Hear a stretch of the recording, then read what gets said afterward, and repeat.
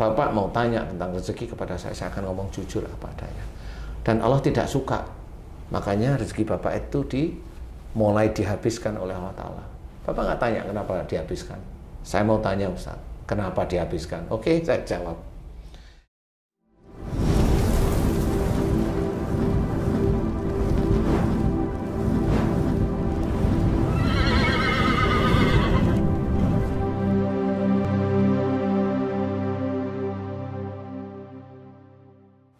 Bismillahirrahmanirrahim. Assalamualaikum warahmatullahi wabarakatuh. Waalaikumsalam warahmatullahi wabarakatuh.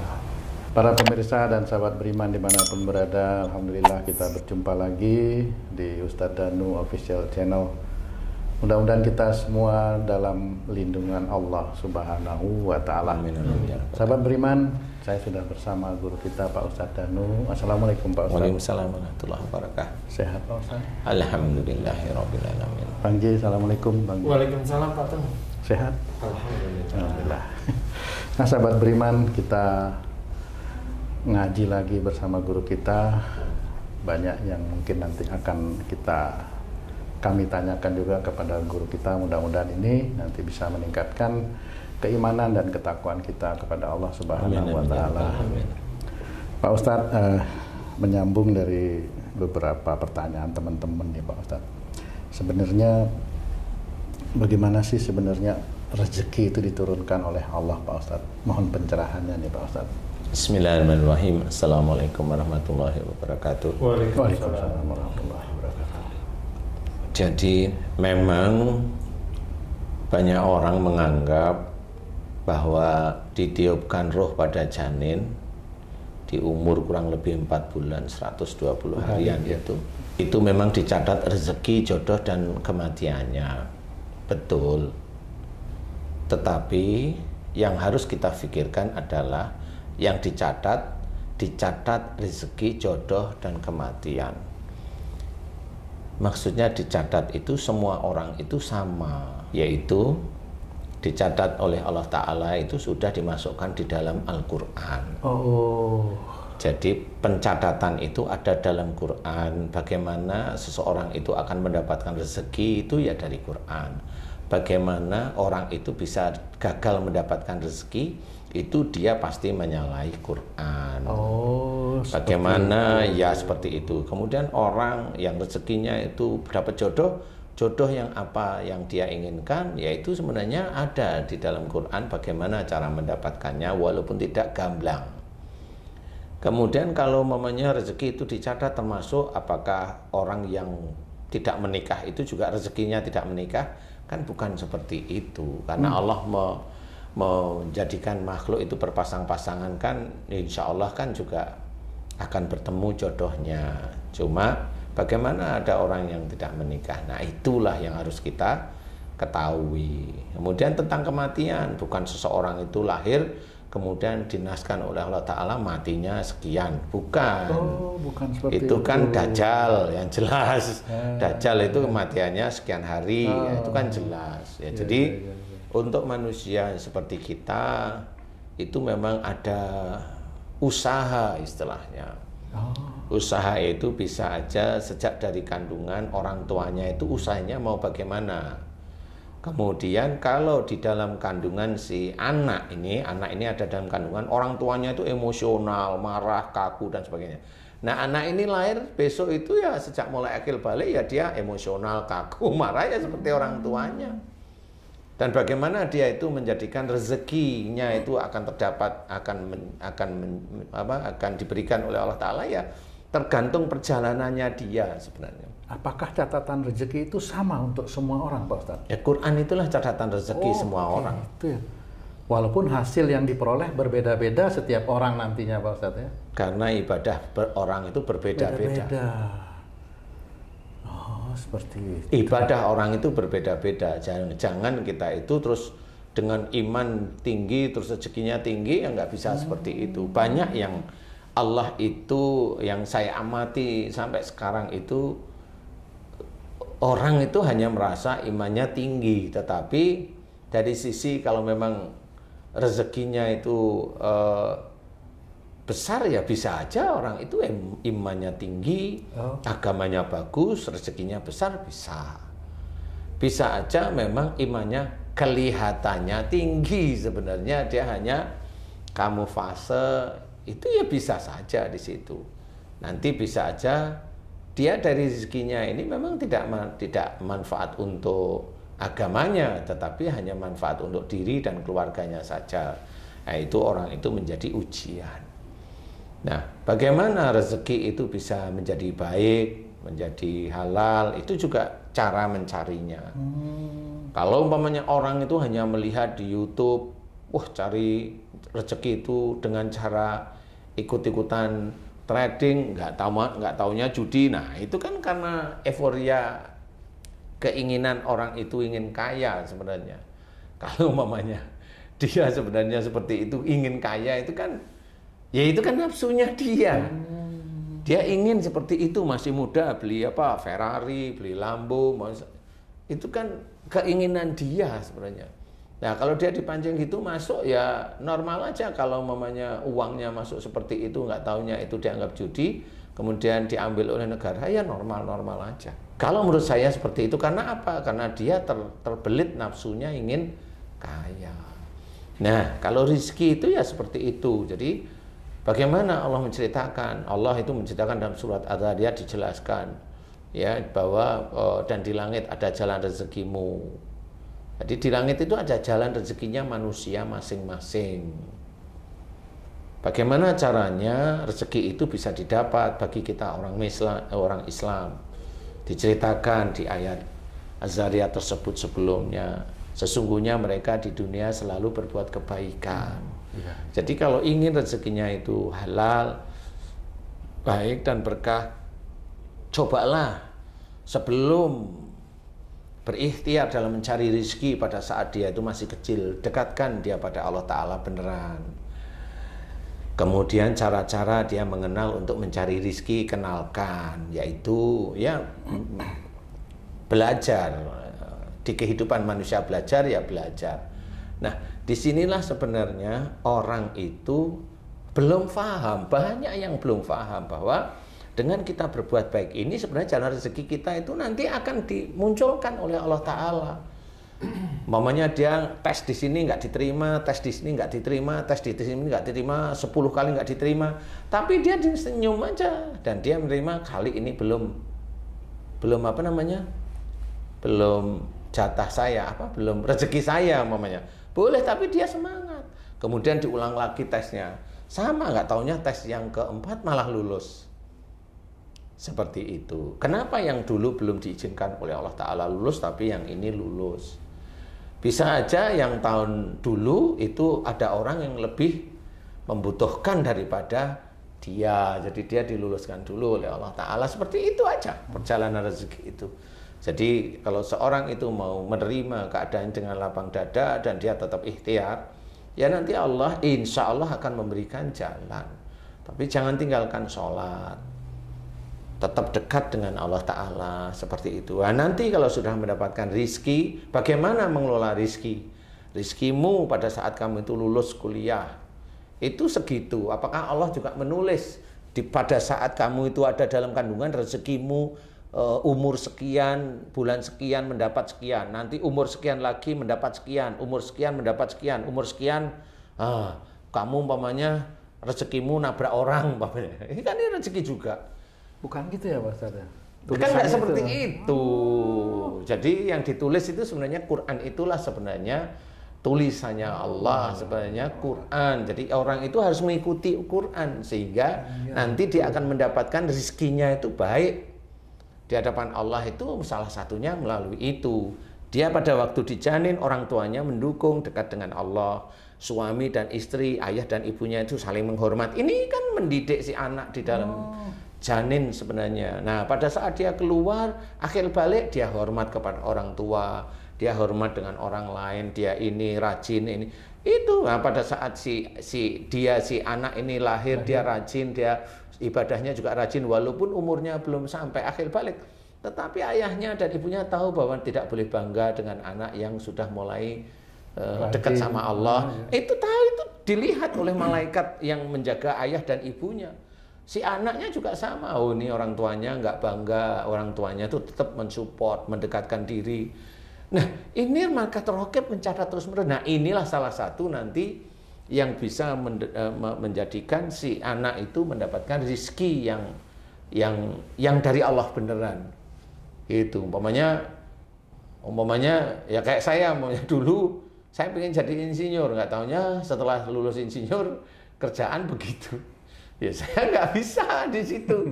Oh ini nggak bisa seperti ini gitu loh. Kalau kerjaan seperti ini namanya nyuri kan gitu ya. Saya nggak mau gitu. Ujiannya lebih berat itu Pak Ustaz. Apa? Ujiannya lebih berat. Waktu itu karena memang karena pada saat saya kerja itu memang kayaknya saya nggak dapat bonus ya. Jadi tahu saya. Ini kok nyuri ya setahun 2 tahun nggak bisa saya seperti ini. Jadi saya harus lepas dari situ. Nah disitulah cara kenapa kok bisa, oh saya nggak ngerti, hati saya itu nggak pengen, ya sudah akhirnya ijazah saya juga nggak pernah kepake untuk melamar kerja, itu ya nggak pernah kepake. Nah itu adalah pada saat itu saya pengen jadi insinyur untuk bangun ini, pengen, tapi setelah tahu nggak bisa kayaknya. Nah itu kan beda, pada waktu saya pengen kan nggak ngerti saya, tapi setelah tahu loh kok begini. Saya nggak mau ngisi otak tubuh saya itu dengan hal-hal yang seperti itu. Makanya, mending dagang aja lah seperti itu. Nah, ini sebenarnya itu juga perjalanan gitu. Tidak bisa ditulis Allah langsung, itu enggak. Tapi pada saat tahu itu nyuri, hati itu bagaimana? Hati kita itu bagaimana? Mau ikut? Atau menolak? Atau menolak, itu kan hati milih sebenarnya. Kalau seseorang itu memilih menolak untuk mencuri, raqibnya mencatat. Nah, nanti disiapkan rezeki yang lebih baik. Apa dasarnya supaya hati itu bisa punya kekuatan untuk menolak hal-hal yang tidak bagus? Undang-undang 45. Keimanan. Kembali keimanan lah, memang kata-kata besarnya kan keimanan, Pak. Tapi kan ini harus kita turunkan keimanan ini untuk apa yang harus kita lakukan seperti itu. Iya, yang jelas pada waktu orang muda pada saat itu memang dia harus belajar hormat dengan orang tua. Kalau si anak itu nggak pernah bisa hormat dengan orang tua, ya nanti dia akan bergelimang harta yang seperti itu. Dia nggak akan sadar. Karena apa? Lah wong dia remajanya aja nggak bisa hormat kok sama orang tua. Apalagi dia pada saat bekerja, dia nyaman dengan uang kerjaan. Bagaimana dia bisa berpikir? Wong dia sehari-hari dengan orang tua itu nggak bisa hormat bahwa, oh ini saya harus hormat, oh ini orang tua saya. Yang normal aja nggak bisa, apalagi pada saat dia kerja, dia dapat uang yang banyak. Gimana bisa dia ingat pada Allah Ta'ala? Gak akan bisa yang seperti itu. Apakah itu yang termasuk setelah dicatat rezekinya itu yang termasuk menghormati orang tua seperti itu Pak Ustaz? Norma-norma seperti itu. Norma itu kan dijelaskan, wa fis sama'i rizqukum, di langit ada jalan rezekimu. Kemudian bagaimana cara menjemput jalan itu? Innahum kanu qabla dzalika muhsinin, sesungguhnya mereka di dunia selalu berbuat baik. Selalu berbuat baik itu kan yang dekat-dekat sini itu apa? Hormat pada orang tua. Saya ngomong sama kamu, saya ngomong sama Haji J, saya ngomong siapa-siapa. Ya bagaimana ngomongan saya itu manfaat untuk hidupnya dia sendiri. Omongan saya itu manfaat. Kan itu harus disusun sebenarnya. Bukan kalau kita akap terus diejek-ejek, lu ngapain diejek? Kan gitu caranya. Manfaat, sehingga besok itu pada saat yaumul hisab itu kita itu ditulis, ini orang ini dia itu dalam hidupnya kepingin orang di dekatnya itu selalu manfaat, selalu dekat sama Allah Ta'ala, selalu kuat imannya, selalu melakukan kebaikan demi kebaikan lillahi ta'ala. Itu dicatat oleh malaikat raqib. Kalau dalam keseharian itu mau ujub, mau riak, mau ujub, mau riak, mau ujub, mau riak, baru beli ini ujub, baru beli itu ujub, baru dapat ini ujub, riak. Apanya yang mau didapat besok rezekinya? Seperti itu. Makanya kalau Allah itu untuk orang yang seperti itu ujub riak, walaupun dia sholat tekun, rezekinya nggak kemana-mana, di flat di titik itu aja. Tetap dapat tapi Pak Ustadz ya. Wallahu a'lam. Wallahu a'lam. Saya nggak bisa jawab tetap dapat, tapi wallahu a'lam. Itu jawaban saya. Karena saya manusia nggak ngerti apa kehendak Allah.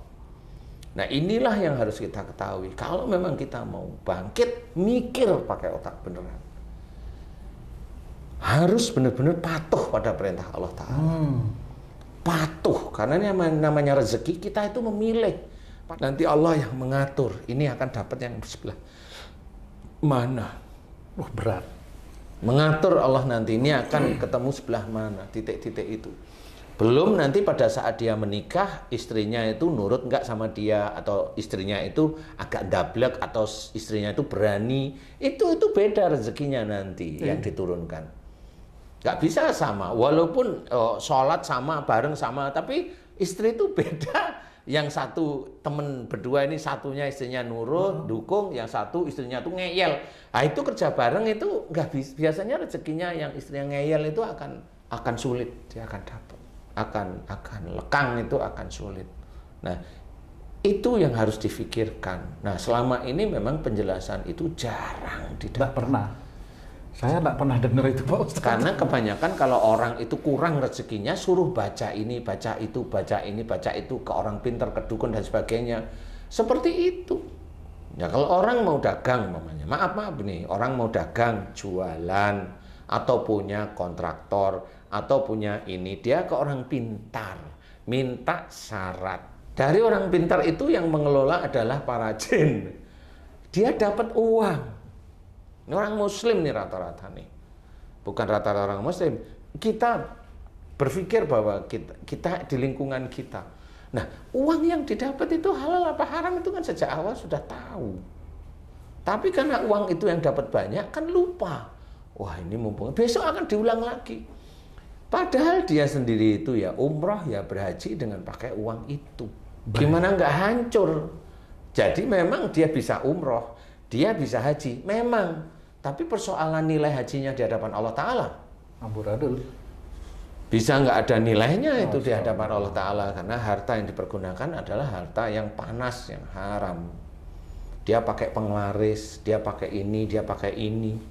Dia baca ini agar usahanya itu berhasil. Yang baca siapa? Ya saudara-saudara kita. Memang berhasil. Tiap kali bulan dia selalu minta si ustadz ini, kiai ini, atau apa ini untuk bacain berhasil, semakin berhasil. Akhirnya kan dia yakin yang menjadikan berhasil usahanya itu ustadz itu. Akhirnya dia bukan menuhankan Allah beneran, tapi menuhankan ustadz itu karena dengan bacaan ustadz itu usahanya berhasil. Itu menuhankan dia, walaupun dia tidak ngomong, wahai Tuhan ustadz, enggak. Iya. Itulah syirik yang tertutup, yang tidak terlalu tampak. Syir di depan manusia, tapi bagi Allah tampak itu sebenarnya. Walaupun usahanya itu maju, bisa aja itu memang enggak. Nah rezeki yang mana nih? Rezeki yang mana? Rezeki yang memang Allah, kan beda. Dia sebenarnya juga tahu kalau memang imannya kuat. Oh nggak boleh saya seperti ini, saya bisa menuhankan itu. Tapi kan saya ikhtiar dengan itu. Oh enggak. Coba aja kamu doa biasa. Karena doa itu kan nggak perlu perantara, harus diajarkan. Diajarkan dari gurunya, oke lah, betul. Tapi coba buktikan. Nah inilah yang sebenarnya orang nggak paham. Rizki itu sebenarnya dia memilih awalnya. Dari orang tuanya juga dipilihkan dulunya. Baru kemudian dia sendiri memilih. Pada saat dia memilih, dia belok kiri, apa lurusannya itu aja. Memang harus pelan-pelan ini memahami, ini masih berat sekali nih. Kalau saya berpikir juga, ini dari pikiran saya, mohon maaf Pak Ustadz ya, di rezeki sudah dicatat gitu ya. Terus, lah kalau saya sendiri itu gimana saya bisa ketemu dengan catatan rezeki saya? Itu kan memang agak susah juga. Terus kemudian saya tahu-tahu pensiun gitu kan, apakah pensiun ini juga dicatat? Nah, saya itu juga tidak pernah lihat catatan rezeki saya, mohon maaf ya. Tapi kalau Pak Ustadz bilang kembali kepada Quran, nah itu Jadi berat cara yang berpikir ini harus membedah kembali ke awal berarti gitu Pak Ustadz ya. Iya, sebenarnya saya tertarik dengan ungkapanmu tuh. Saya ada pekerjaan kemudian tahu-tahu pensiun. Lah berarti kamu tuh sholatnya kapan kok tahu-tahu pensiun itu? Ya di antara itu kan sudah sholat juga kan seperti itu Pak Ustadz. Nah, di antara itu berarti kamu juga nyatetin mana yang dapat rezeki. Kan, bingung juga itu kalau dibilang catatan. Saya nggak pernah lihat catatan saya itu rezekinya sudah dicatat. Itu gimana? Sebenarnya yang mencatat itu jalan awalnya itu adalah malaikat ar-raqib atau atid. Jadi seorang itu akan mendapatkan rezeki yang halal, yang thayyib, yang berkah itu ya dari catatan kita yang dicatat malaikat ar-raqib maupun atid. Makanya dijelaskan ma sabaka min hasanatin faminallah wa ma sabaka min sayyi'atin faminafsik. Jadi apa saja nikmat yang kau terima itu dari sisi Allah, awalnya dari catatan malaikat raqib, dan apa saja musibah yang kau terima itu dari perbuatan kamu sendiri yang mencatat itu atid. Jadi beliau ini ada fungsinya. Nah inilah yang harus kita ketahui, iman kepada malaikat itu ini, sehingga apa yang kita kerjakan sehari-hari itu ngerti. Jadi bukan ngawur, kan gitu. Lah ngawur itu euforia, karena sudah dapat bonus enak ya, jadi terus aduh mending ini aja lah, kan begitu mau. Kadang malah kalau nggak dapat bonus itu teman ngeyam-ngeyam itu. Udahlah, kan rezeki udah dicatat sama Allah. Lah kan jadi kalau saya berpikir itu kita dipaksa untuk meyakini yang kalau saya jadinya sekarang nggak jelas itu yang dulu itu. Lah kamu itu lahir juga nggak jelas tuh. Kan gitu Pak Ustadz. Kalau iya. Kan tidak pernah disebutkan, dikatakan bahwa ada jalan untuk mendapat rezeki. Memang. Nah ini kan kalau bicara jalan berarti banyak jalan. Banyak jalan. Gimana Ji ya? Pusing. Banyak jalan. Umpamanya seorang laki-laki, dia betul. Ini ada. Kemarin ada seseorang bertanya sama saya. Ketemu sama saya, dia pengusaha sukses menurut beliau ya. Ini ketemu beneran nih. Saya nggak mau ngomong cerita. Mbak nggak mau ngomong nama. Iya. Dia udah. Kemudian kesuksesan itu hancur. Zes. Awalnya sukses Pak. Sukses terus. Dari mulai orang yang kelas bawah lah. Saya nggak mau cerita apa. Kelas bawah kemudian sukses. Kemudian dijatuhkan oleh Allah Ta'ala. Dijatuhkan oleh Allah Ta'ala itu bukan karena sebab. Yang saya amati dari beliau itu, saya hanya cuma melihat ini beliau sombong, ujub ria itu setiap saat. Kayaknya insya Allah beliau ini sama istrinya itu tidak pernah akur, berantem, dan selalu ngerendahin. Hanya itu saya tanya 2 titik itu. 1, selalu bertengkar dengan istri. Sampai saat ini, padahal sebelum berhasil dulu jarang sekali bertengkar. Betul apa enggak Pak? Betul Ustaz. Bapak agak ngerendahin istrinya, betul Ustaz. Itu nomor 1. Yang kedua, Bapak ada ujub, ria, bahkan sombong. Padahal Bapak itu baru dititipi kesuksesan dikit-dikit, nah di titik itu Bapak sombong, sampai kesuksesan puncak, Bapak malah lebih sombong. Ustaz, berhenti dulu. Walaupun Bapak itu dalam bicaranya, Bapak itu sebenarnya pengennya memotivasi. Iya Ustaz, saya pengen motivasi. Tidak, motivasi itu hanya beberapa detik di mulut. Tapi kebanyakan pada saat Bapak cerita kepada orang-orang, ataupun Bapak cerita pada orang-orang yang orang itu nggak bertanya pada Bapak, Bapak itu cerita. Itu namanya ujub ria. Bahkan sombong, karena ini diceritakan pasti suksesnya. Padahal sukses itu bukan dari Bapak, dari Allah. Di titik itulah sebenarnya Bapak merasa diri Bapak itu yang bisa mencetak uang, bisa mencetak rezeki. Baru udah diam. Perbaiki dulu sama istri. Dia sudah berbagai macam kiai, dia ini udah macam-macam ya, udah banyak air ya di gini-gini. Iya Ustadz, sudah banyak orang-orang yang kelihatan di kita itu ditinggi-tinggikan itu, ngerti maksud saya? Ngerti Ustadz. Sudah banyak Ustadz. Terus ya begitu itu. Tapi hari ini saya baru ngeh kalau itu kesalahan saya. Nah, baru saya ngomong, memang saya beda. Kalau Bapak mau tanya tentang rezeki kepada saya akan ngomong jujur apa adanya. Dan Allah tidak suka. Makanya rezeki Bapak itu mulai dihabiskan oleh Allah Ta'ala. Bapak nggak tanya kenapa dihabiskan. Saya mau tanya Ustaz, kenapa dihabiskan? Oke, saya jawab. Karena pada saat Bapak itu sukses, kemudian Bapak ngomong ngalor ngidul dan Bapak kurang hormat kepada istri, Bapak itu mencoba ibadahnya itu dikuatkan. Pada saat Bapak dikuatkan, Bapak itu malah ujub riya, hancur ini ibadah. Nah, di titik ibadah ini sudah mulai hancur, udah mau terpuruk.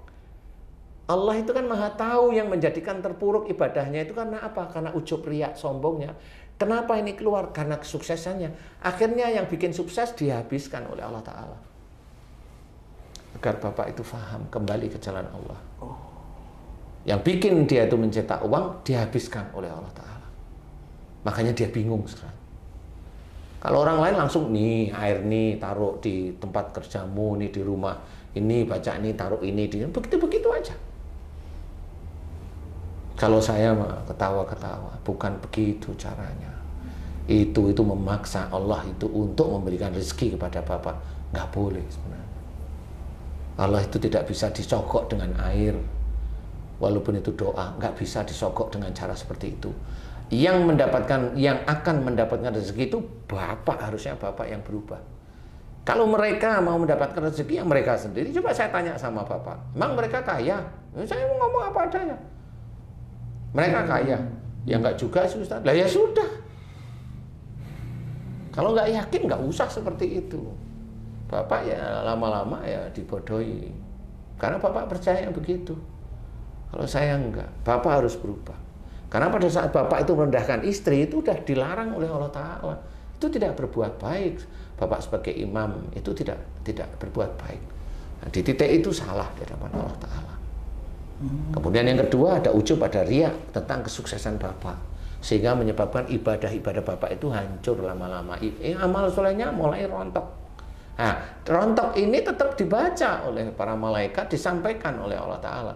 Apa yang menyebabkan ibadahnya hancur si Bapak? Itu Allah lihat. Oh itu karena dia ujub riya, sombong, terus dia omongin. Masalah apa? Masalah dia sukses. Ya sudah, daripada imannya hancur, terpuruk, suksesnya diselesain aja. Kalau menurut saya Bapak masih disayang oleh Allah Ta'ala. Kembali ke jalan Allah. Nah disinilah sebenarnya tidak bisa. Jadi orang itu tidak bisa seperti itu. Jadi terus rezeki ditulis, nanti hancur karena apa? Lah orang kan akhirnya dia ngapain dia sholat, ngapain dia harus bekerja, walaupun itu wajib bagi seorang muslim. Loh iya, biar tidak malas. Loh bukan masalah itu. Bekerja itu sudah wajib. Sholat itu wajib bagi seorang muslim. Muslim laki-laki dia sebagai imam itu sudah tanggung jawab sebenarnya. Jadi itu harus dikerjakan. Malas dan tidak malas itu kan bisa aja dia bekerja tapi malas sebenarnya. Iya toh. Kalau sudah kayak saya ini Pak Ustaz, usia sudah seperti ini, itu mau mengejar catatan rezekinya bagaimana? Bagaimana menguatkan, bagaimana caranya menguatkan, menyatukan antara pikiran, keinginan dan hati supaya lillahi ta'ala itu Pak Ustaz? Ya yang sehari-hari aja. Yang sehari-hari aja, umpamanya apa, kamu dengan istri, dengan anak itu yang bisa kamu kerjakan itu apa. Kalau anakmu ngomong ini, maksudnya anakmu itu umpamanya bercanda, tapi kamu keras, itu kan salah juga sebenarnya. Kembali menata di usia saya ini. Iyalah, saya ini ngomong itu nata ini ceritanya.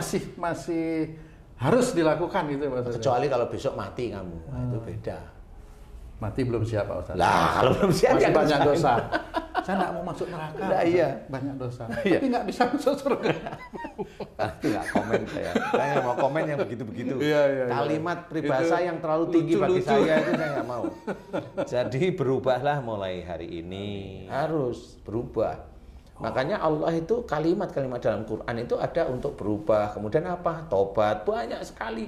Nah itulah untuk merubah takdir, merubah nasib, istilah nasib lah ya, bukan kalau takdir dirubah nggak bisa, takdir terjadi hanya cuma jangan terpuruk terus kan seperti itu ya. Ya seperti itu yang harus kita ketahui. Sehingga takdir manusia, rezeki manusia itu beda-beda. Tetap tidak tertulis langsung nanti gini. Matinya juga sama.